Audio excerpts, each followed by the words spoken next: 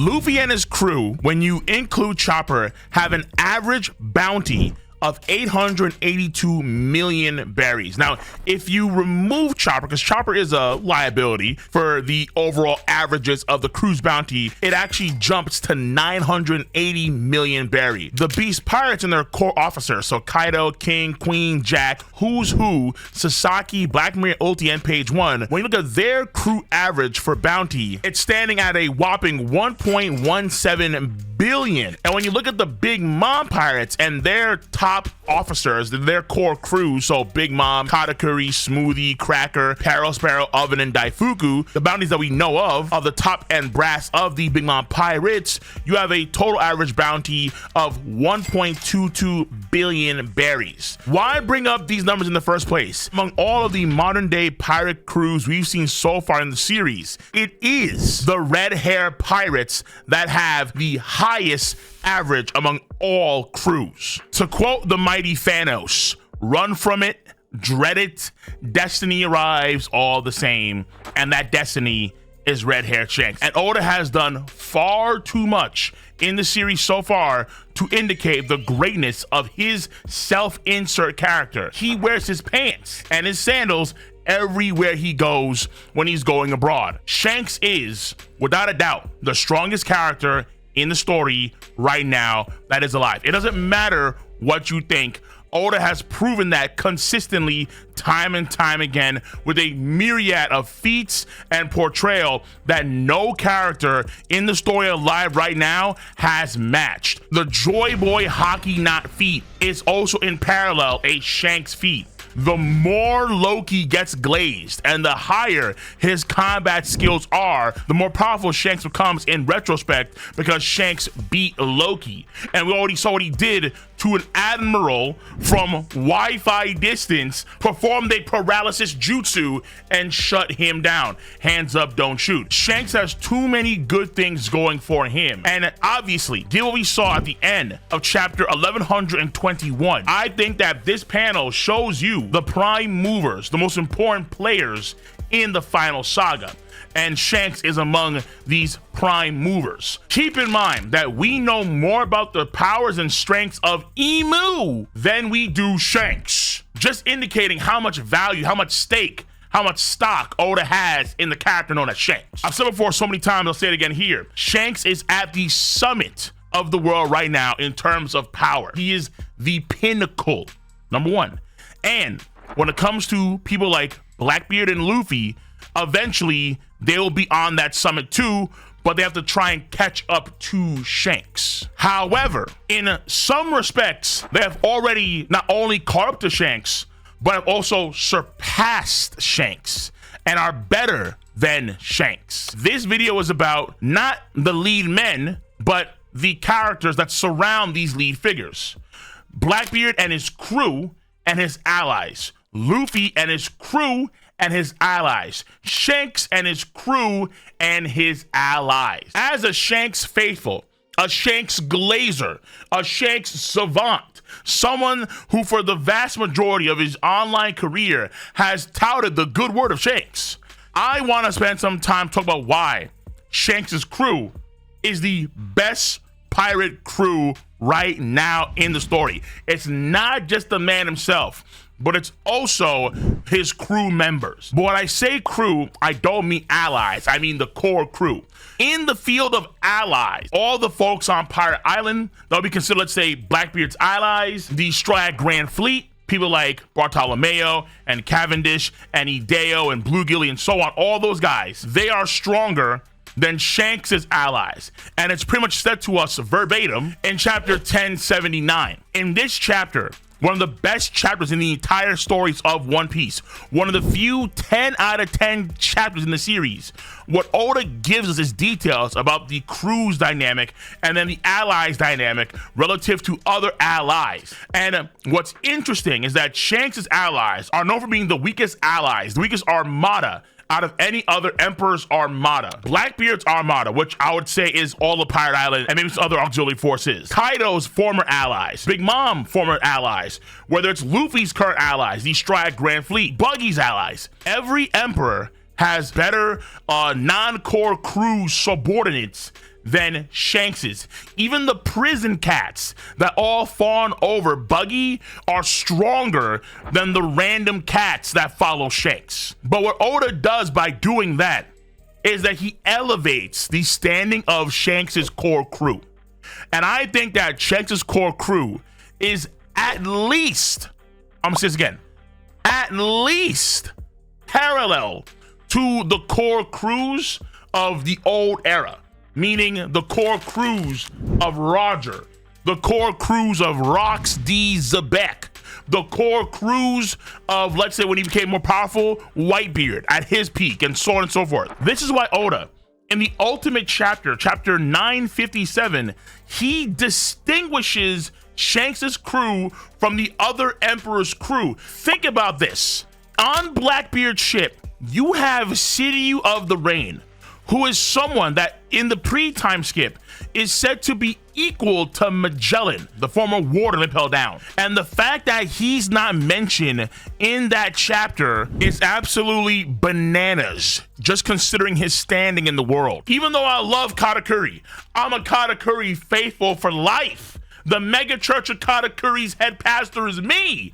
Katakuri is not mentioned at all in the ultimate chapter, nor is Smooth Thick, nor is Cracker, none of them. And the same thing goes for any of Kaido's guys either, King the Wildfire, Queen the Plague, or Jack the Drought. But at that point in time, the only person that we're really acquainted with is Jack the Drought, because we already know the full scope of Blackbeard's crew as well as Big Mom's crew by that chapter. But King the Wildfire and Queen the Plague didn't get their full extent until much later on in the story. So you argue, okay, fine, maybe in terms of storytelling, don't mention them just yet. Possible. Either way, though, it's only Beckman, Lucky Roo, and Yasop that are mentioned by name in the ultimate chapter.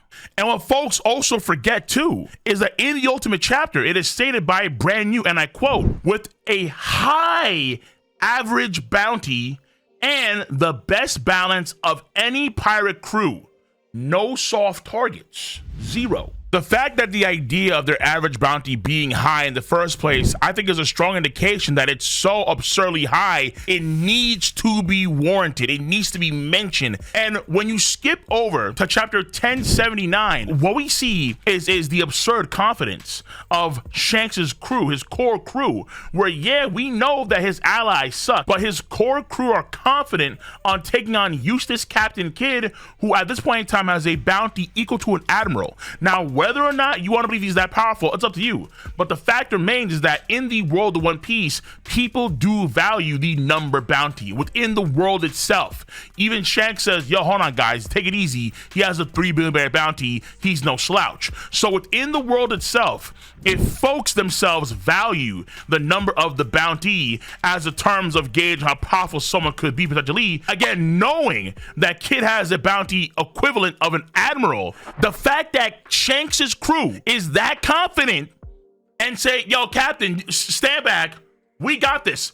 I'll tell you right here, right now, I don't see the current Straw Hats being that confident in facing off against either Green Bull or Fujitora or Kizaru in a group fight without their captain. They'll obviously do it, but the level of confidence that the Red Pirates had against someone with an equivalent bounty was nuts. Their past history with Kid obviously mattered, but at the same time, Kid's astronomical rise wasn't enough to deter them one iota. I would say at the end of Elbaf, we can talk about that for sure, because I believe that the gains that the Straw Hats are going to make in this arc are going to be pretty substantial, because this could be, let's say, the third or fourth to last arc of the entire story. So the gains now have to be very substantive. In the world's perspective, I'm saying again, within the world's perspective, how people in the actual world of One Piece view bounties, they view bounties as akin to power. Is that always the case? No, i.e. Buggy, duh. But in the world itself, that's how they view it. And the fact that his crew was that confident is mind-boggling. Like, they were just setting up the carts, not a big deal. Hey, yo, Captain, we got this. We got this. And when I think about the great pirate crews of old, it's very apparent that a lot of these guys go on later on in their lives to be very prominent figures. Whether it's Rox's crew, where he has like several future Emperors of the Sea and Big Mom and Kaido, the Golden Lion Shiki, and Whitebeard and his crew, obviously. And then you have Goldie Roger, who had Gabon, who has Rayleigh, who has guys like that in his crew. And to me, and of course, Odin, the Chad of Wano later on. But I would say, in the same vein, Shanks' crew is similar. And I'm obviously looking at Beckman, Yasopp, and Rue. Other members of the Red Pirates like Lime Juice or Bone Punch or Howling Gab or Bill Snake, of course, Monster, the monkey that removed Kid's arm when he first pulled up to the New World. Shots to Monster, not about that. All those guys I think are going to be strong for sure, but I would say that Yasopp, Beckman, and Lucky Roo, those three in particular, are probably extremely powerful, and I'm willing to bet a lot of money it's not just Beckman that has Conqueror's Haki. It is filler, but in One Piece episode 1030 for Film Red filler, it's hinted at very strongly that Beckman has Conqueror's Haki. A bunch of mountain bands pull up on Beckman, and then he kind of scares them away while just like an eye twitch, similar to what Zoro did in Shaboni Archipelago. Beckman may have Conqueror's Haki. And I'm going to say too that Yasopp and Lucky Roo also have Conqueror's Haki. Infusion, don't know, but I want to say Conqueror's Haki, all three of these guys have it, just how in the past era, Gabon and Rayleigh and Oden had Conqueror's Haki, just how Big Mom, Whitebeard, and confirmed Kaido in the future also get Conqueror's Haki. And in terms of, let's say, the crew averages, I really do not want to sleep on the averages of the crew's bounties. A quick reminder from the beginning of the video, Big Mom's crew, for their main officers and herself, have a average bounty of 1.22 billion. The Beast Pirates with Kaido and his main officers have an average bounty of 1.17 billion, and for the Straw Hat Pirates, when you exclude Chopper, they have an average of 980 million for their bounty. If Shanks's crew average is over 2 billion,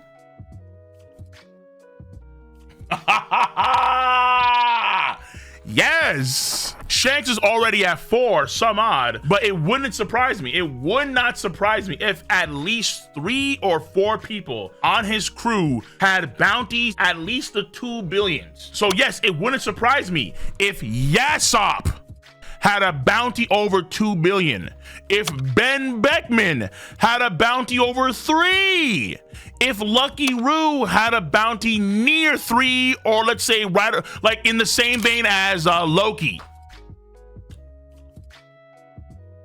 Piss high averages for the crew and their bounty. And if they're not there now, I've theorized that Shanks will get a massive bounty increase somewhere in the 5 bill in the future, in the very near future. And if he gets a bounty raised, then the rest of the crew, his crew, will also get a bounty raise. So if it's not there now, I'm confident it will be there in the future, where no soft targets will become no targets at all, because you never want to challenge the red-haired pirates. Only solidifying the greatness of the red-haired pirates. Why they're mentioned by name, the best balanced crew of any other pirate crew, and of course, why that crew was so confident, very confident in taking on someone like Kid, because they had guys that could be like their own mini Lokis. Lokis plural. And Bartolomeo found out with a single bullet from my boy Yasopp. But that's what I think. Obviously, we don't do enough Shanks Glaze on this channel, and there's more to come. So let me know your stance on the subject matter at hand. If you enjoy your boys' video content, give it a thumbs up, subscribe to the channel, click on that bell to join the notification squad. I'm gonna catch you guys and gals on the flip side. See you. Bye-bye.